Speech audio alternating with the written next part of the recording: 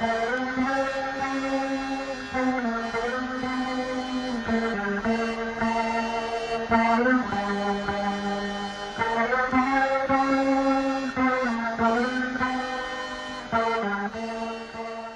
thank you for sharing with us your time to be able to discuss with us about reading Srila Prabhupada's books. I know we have a very short period of time together, Maharaj, so kindly accept my humble obeisances. Maharaj,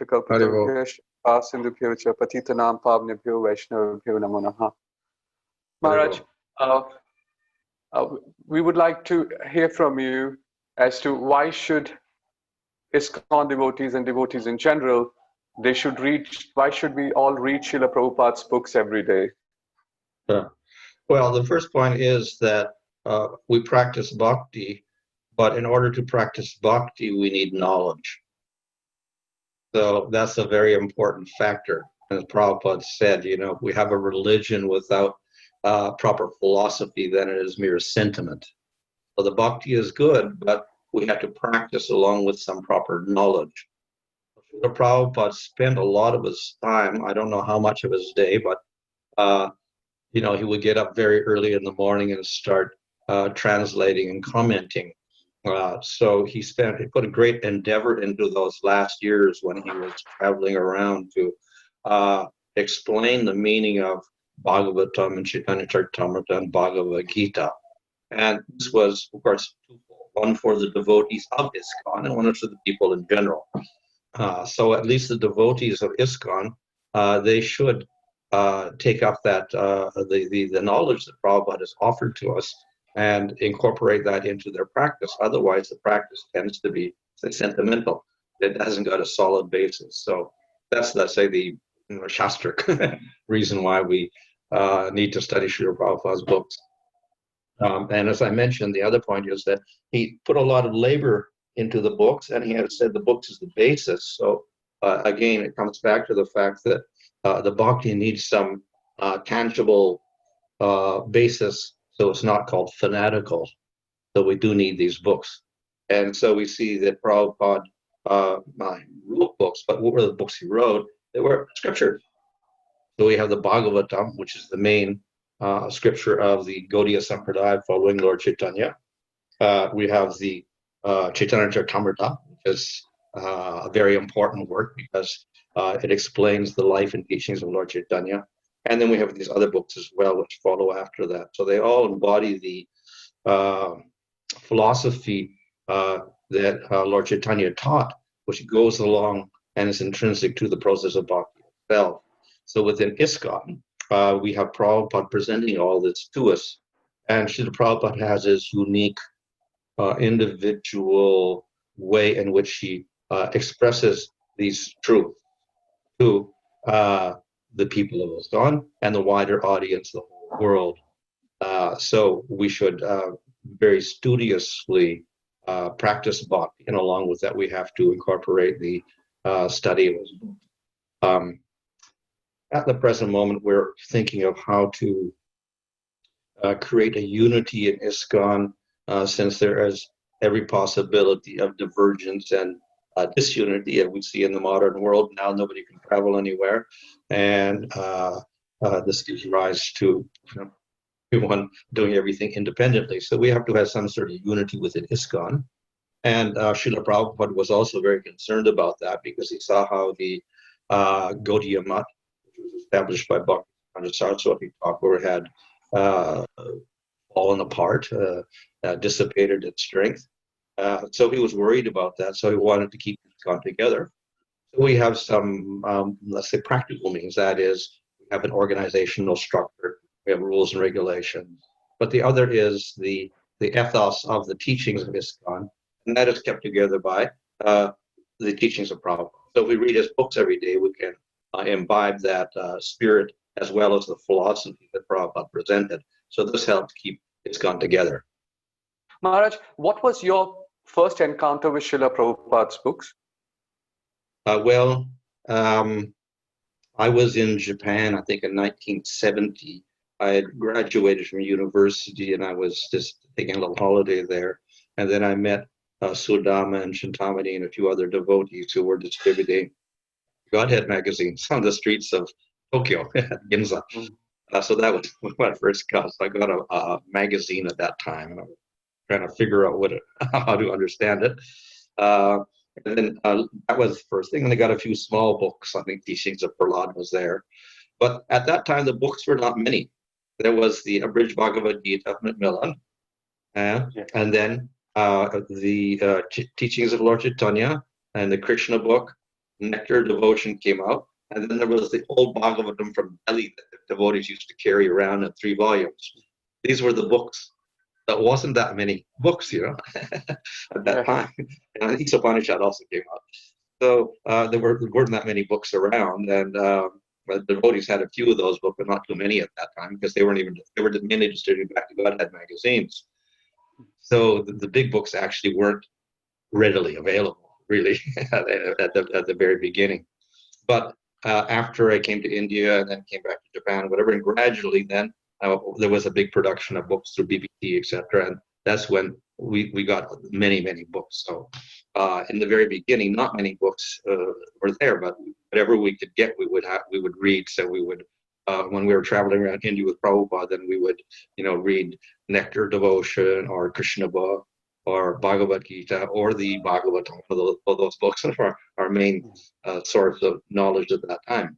So it was a little bit limited, and also the books weren't available. So it's not so convenient as it is now, because even if we don't have books, we can go on internet and get everything off internet. But it wasn't like that in ancient times, so it was a little more difficult to do things. But nevertheless, we all did that. We studied as much as we could at that time. So that was my first introduction to the books. They weren't too available, but whatever we had, we would read. Maharaj, you're a prolific author. You're translating so many books of the acharyas. When you were in the 70s, when you were with Prabhupada and you were reading these books, what was the culture amongst ISKCON at that point in time about reading Prabhupada's books? That's my first question. Second is, have you seen this culture of reading books change, increase, decrease, the mood, the intensity? Could you please throw some light from your decades of experience in this? Well, in those days, it was a daily practice, more or less. The devotees felt they should read. So, of course, there was daily classes, but then on their own also, then devotees would be reading. So they would carry a book with them and read it whenever they could. That's what I would do also, carry a book like Bhagavad Gita, and every time I had some spare time, I would be going to that book and reading something out of it. So that was basically how those devotees were conducting themselves in those days.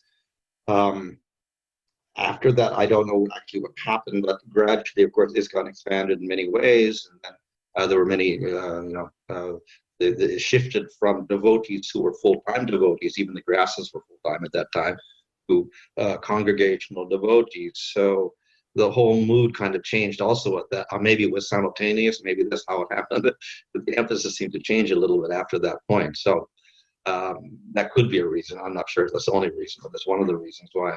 But simultaneously, the books became more available, so it became easier in one sense also. So sounds quite ironical. Sounds quite ironical that when something has become more available, at least in general, it's observed that the practice of reading it goes down. So, But one thing is also they began to emphasize the book distribution. So most of the people were distributing the books. So I think there's more distribution and less reading at that time. Maybe that's another factor that came in. Those were the last years when Prabhupada was there. The emphasis on book distribution, and then they began to distribute the book. So maybe that was a factor also in the decrease in the reading part, because a lot of them were out there from morning to evening, and then they would be very tired after that, so it wasn't possible for. So that was another factor, because they got into distributing books. That could be a factor also.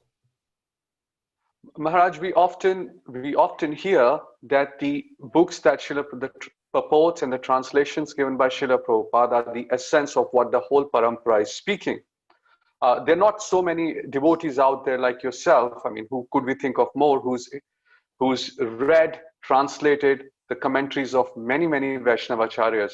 What is your view and reflection on this statement? Two statements. One, that Srila Prabhupada lives forever in his books, and second, that what Srila Prabhupada has given in the Srimad Bhagavatam and Chaitanya Charitamrita is adequate or enough for us to go back home, back to Godhead, or to practice our bhakti? Yeah, so it's a matter of one's personal needs. So we get everything there in Chaitanya Charitamrita and Srimad Bhagavatam and Bhagavad Gita. The basic philosophy, Sambandha is there. We get the process of bhakti explained as much as you need, and the goal is sufficiently explained, especially in Srimad Bhagavatam. So we get the Sambandha, Abhidheya, Prayojana; those are all included and elaborated on, and we get a more rasa interpretation of that in the Chaitanya Charitamrita. So that kind of balances everything out. So in that sense, everything is there. As well, we have we say the influence of Srila Prabhupada's personality also within his commentaries. So that adds also a certain flavor, and we can say that it keeps ISKCON together, and it gives us an ISKCON identity. Also, that particular flavor that Srila Prabhupada has in his particular way he expresses things and the comments that he makes. So that's an added feature. So if we look at the original commentaries, generally they're quite conservative, and they kind of stick to the words in the verse, and that's it. Srila Prabhupada often goes on to comment on so many things, and he'll comment on modern day events or whatever, or modern trends, etc., like that as well, which they rarely do in the traditional commentaries. So Prabhupada tries to relate all of that philosophy to the present situation. So that also gives a chance to get a new perspective on the verses and their meaning. And so the commentaries are there, but he expands on that and puts it in the mode of the present day. So that we do that. Of course, in the future, present will be something else. Yes, we're still related to that present now, but in the future, probably somebody's going to have to do the whole thing all over again, because the present will be 500 years later. So, but anyway, it presents by doing that, also we see Prabhupada's contribution, that he's trying to relate it to contemporary people. Yes.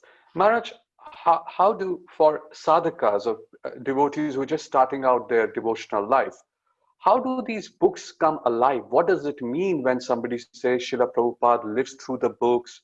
What is the practical way of actually relating to this statement and absorbing it in our consciousness and our practice? Well, of course, the first thing is devotion. Rupa Goswami says in the Nectar of Devotion that you can read this book, but it's only from the point of view of tarka and logic, that you won't really understand it. So you need ruchi or taste. So we do have to have a devotional attitude when we start reading the books. So the more devotional it is, better. So you get a general devotion. Also, if you have a little understanding and appreciation for Prabhupada, you can have a Prabhupada devotion in there also. So that will help get let's say, a clear understanding of what Prabhupada is trying to present, and also give it a lively mood as well. So in other words, along with the reading, we're not just intellectually analyzing it. That also is there, is necessary. But then we also have that mood of devotion there. And if we combine it with that, then we'll get more out of we'll get more content out of it. Because ultimately, through scripture, whatever it is, whether it's Prabhupada or whether it's Rupa Goswami or Jiva Goswami explaining something, ultimately, if you don't have that devotion, it's not too much value. It could be intellectual value, but ultimately, it won't do anything for your bhakti. But we're interested not in so much intellectual, but the actual devotion that we get out of it. So we should have a devotional attitude when we read these scriptures, and then we can get more out of it. Maharaj, what could we do in ISKCON in order to increase this culture of reading Srila Prabhupada's books every day? Well, it goes along with our eagerness to advance in bhakti. We can relate these two things together, then we'll read more. We'll get more interested in the topic. Possibly we have less interest in reading because we have less interest in the topics in them, and we don't quite relate it to how we advance in bhakti. But if we can try to get an impetus to progress in bhakti, an eagerness, so that would increase our eagerness to read scripture. Yes, Maharaj.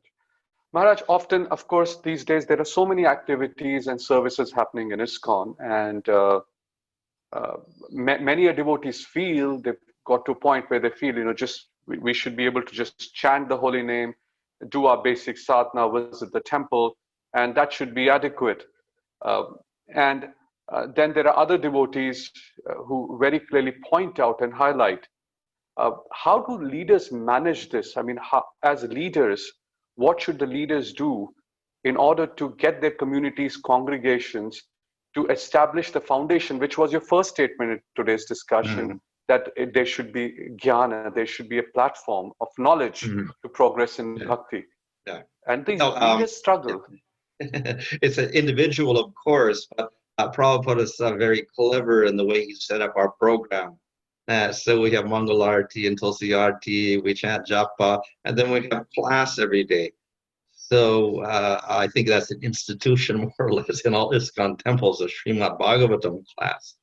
And of all the different scriptures, the Bhagavatam is the main emphasis in our Sampradaya, so we chose Bhagavatam, no other work. So at least if we can attend the Bhagavatam class and get something out of that, we're fulfilling a part of our function at least. I mean, we could do more, of course, but at least if we can do that, then we've got something. Because even that half hour or hour that we spend hearing and studying and questioning, getting answers, etc., that's valuable for us. It helps us, it increases our knowledge, and that gives us a deeper understanding of how to practice bhakti and how to attain the goal and what the goal is. Maharaj, I would like to ask you a personal question. What impact has it had in your personal bhakti life by reading Prabhupada's books every day, which could encourage others to do the same? Well, I think what happened was, I forgot to mention this in the beginning. That was that when I first went to, I was in Japan, and then Prabhupada was, I met the devotees. After about 6 months, then they said, Prabhupada come. And so Prabhupada came there in late August, just before Janmashtami. He was there to negotiate with the printing press there in Japan for printing the Krishna book and other books. So then they took me to meet Prabhupada at that time.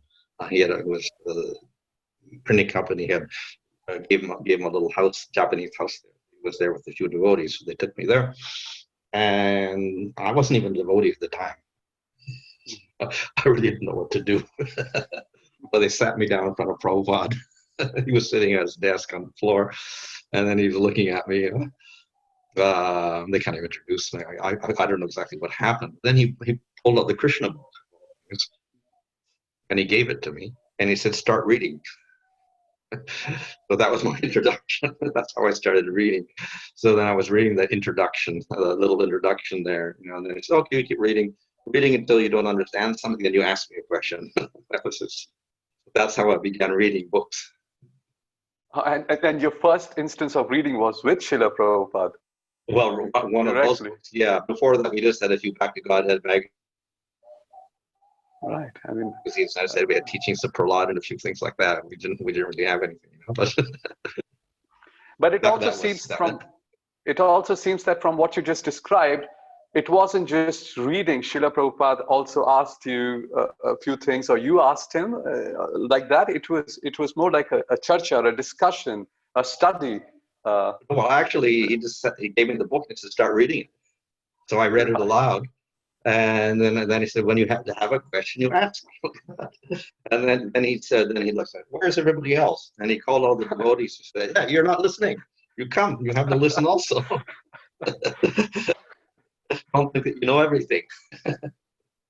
So did Srila Prabhupada also give you a personal instruction to translate and write?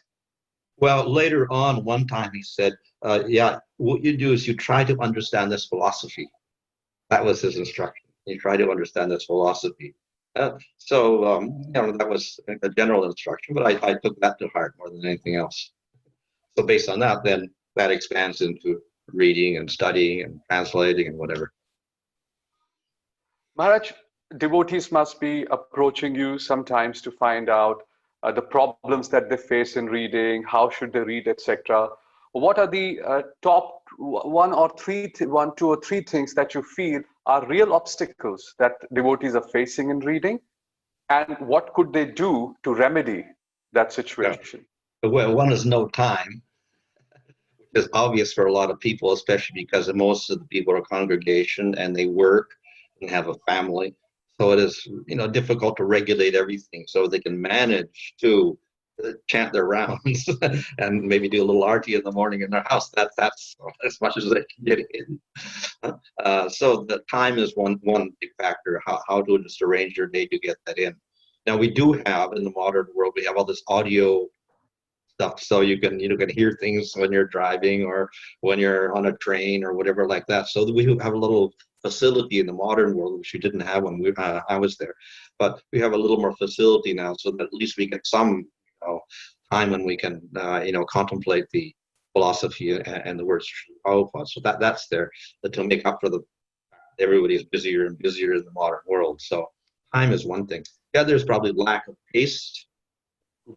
People they practice bhakti, but they just develop a lack of taste, not only in reading, even in chanting. They'll do it, but it's just like a mechanical process. So as we go on in devotional service, we just take things for granted, and it becomes like a habit that we just have to do. What you can say is like a vaidhi bhakti with very little taste in it. So that's a little bit of an obstacle. Also, once we get to that stage, then it's rather difficult to inspire people to do a little more. So lack of taste, you can say, it's a second factor, which is probably there. Now how do we solve that? One is association. If we have association devotees who are enthusiastic to read and chant and do their bhakti, then this can be an inspiration for other people. And it's very easy. They just associate with sometime, and then they take it up also very nicely. And maybe the other point is that the obstacle is that maybe that we heard this all before. They're not the body, the soul. The same old things coming up again. So you get the same topics coming up a lot, and it's not Prabhupada's fault because it's also there in the scripture itself. Bhagavad Gita is pushing the same point many times in the same way. That's there. So scriptures do this because they often do what is called repetition in order to emphasize a point, because we don't understand it properly, we don't accept it properly. So therefore the repetition is there so that we can meditate on that and try to incorporate it more practically into our life. So if they take a more practical approach to the philosophy and try to incorporate it into their life rather than leave it as an abstraction in philosophy, then this may help them develop a little attraction for how to incorporate not the body or and the soul into my daily life like that, and to figure out how to do that, or make it a challenge for themselves. Then this could help them, enliven them to read more. Maharaj, is these three aspects put together, they also sometimes lead, we hear from devotees that they get overwhelmed when they see the amount of books that they have from Srila Prabhupada. Now what to say of the other books? They look at it and they get overwhelmed. How could one really overcome those fears, apprehensions? Obviously, if we create more time, we have some taste, we like to move forward. But where to break that cycle? You alluded to the person Bhagavat. Could you share a little bit more about the relationship between the person Bhagavat and the book Bhagavat, and how they help each other or nurture each other? Mm-hmm. Well, of course, let's say the challenge is always there. We will fear something that we haven't done before, or and be a little reluctant. And also, of course, it takes a little effort to do anything. So even putting forth a little effort is a little bit difficult for us sometimes because we're so exhausted from everything else. But that is there also. One thing, of course, is that there's so much vast literature is there. Even the Bhagavatam itself is vast. Big Chaitanya's covered it. No one should be really frightened of that, because they can just take a little section of that, a few paragraphs, and if you can absorb the content nicely, then that's good. Yeah? So whatever little bit you do read, if you can get some good content out of that you can apply to your life, that's the best thing. Rather than try to read everything and just superficially cover it. Since I read the whole Bhagavatam, but you can actually take a little section and try to understand it more, and how to make it practical in your life. In other words, you can get the essence out of that. That is more important than just trying to cover everything. That probably is, you can say, the way to approach it. Whatever time you do have, try to understand what the real essence of that message is, and then try to apply that. That's a very valuable tip, Maharaj. Yeah. To avoid a consumption mentality, but to focus on absorbing their sense and application. Sorry to interrupt. Bhaktivinoda Thakur himself says that, we try to be the saragrahis, or the acceptors of the ethics. So we're not looking for all the details and whatever. We're trying to understand the main principles by which bhakti works, and the main principles of the Gaudiya philosophy and the conduct and everything we do, and then put all that together so that it creates a mode by which we can advance in devotional service. So it's to help us develop our inner devotion, the whole thing. So if we take that point of view from what our reading, then that'll be a little more enlivening for us. And even if we do a little bit of that, we get a little enlivened every day by that, and that's good for us. So we don't have to think about, well, how much can I accomplish with all the books? We just do a little bit at a time, and eventually Krishna will make some arrangement for us by which we'll get more time so we can read more. Yes, Maharaj. Maharaj, on this topic of the person Bhagavad, and especially the leadership, we are celebrating and we're trying to emphasize on the aspect of reading Prabhupada's books every day. You are currently also part of the executive committee of the GBC body. What message would you like to give to the leaders of ISKCON in terms of how they can organize their communities and what they must do to encourage devotees to read Prabhupada's books? It's the responsibility of the leaders to give shelter to all the devotees under them, and to nourish their devotional creepers. So that's the ultimate responsibility. Of course, we also have to take care of them in other ways, mentally, physically, socially, etc. But ultimately, it is the nourishing the creeper of devotion. So the books are integral for that. Yes. We can't separate the nourishment of bhakti without books. So in that sense, they have to do that. So then I said, well, how practically we should do that? So the problem, because people don't have time. Yeah. Yes. Most temples are congregational oriented now, so we can't insist that you're going to study 3 hours a day. Make a vow to study 3 hours a day, and then you won't be doing your work or whatever. So that's not practical. As I said, at least the class, maybe emphasize the class element there. You can sacrifice at least in the morning, half an hour, 3/4 of an hour for that class, and make it as productive as possible. If you're giving the class, fine, then you make it productive. So that people can get something that's valuable for them in their conduct of bhakti.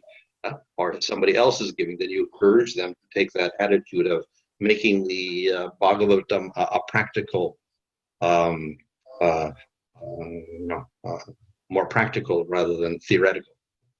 Yes. So we can emphasize that, then people get more taste automatically, and this automatically get a little more enthusiasm to read things, even on their own. Yes. Yes, Maharaj, it's an observation that as human beings, we tend to put our energy where we think we'll get some benefit. And as you just described, if we really feel some benefit to our personal lives, to our spiritual lives, then obviously we'll start paying attention to that. Srila Prabhupada, Maharaj, my last question is, Srila Prabhupada mentioned to devotees often that try to reorganize your life in such a way that you can give more time to Krishna consciousness, to practicing bhakti.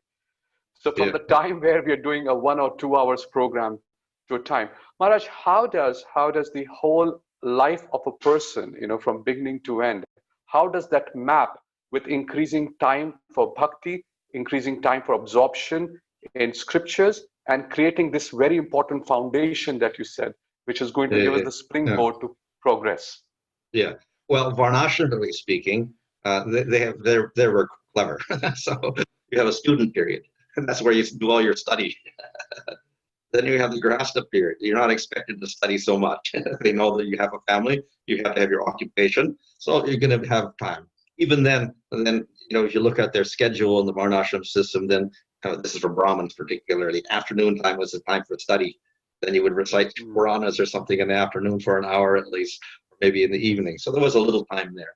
But then it's understood that generally you don't have so much time, but at least you do the basics. Yeah? And then when you take Vanaprastha, then of course you have much more time because you have nothing else to do. So that's the retirement time after 50 years or after the children are grown up. And of course, if you can, you take sannyas. So varnashically speaking, then you would have more time before and after your grihastha period where you're raising children.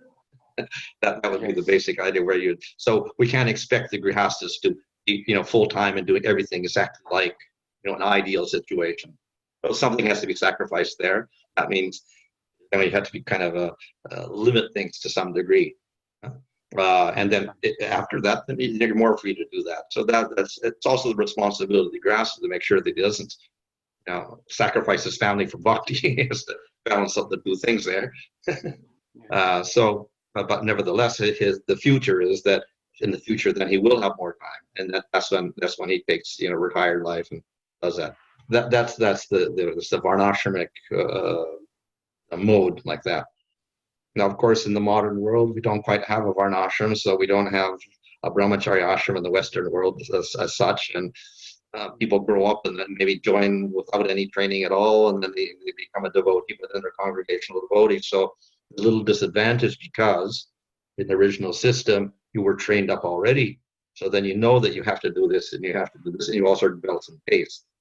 Now we just go into it as a grihastha. Then you have to start developing your taste there. So it's a little more difficult because then you have to start trying to squeeze all those things into your life. And they're new things. Whereas previously, if you were a brahmachari, it wasn't new, it was already there. So a little more difficult now in the modern world where we don't have that varnashram system. Nevertheless, we do have mercy of Lord Chaitanya. If nothing else works, so that Lord Chaitanya says whether you're a grihastha or a sannyasi or a brahmachari or whatever, it doesn't really matter.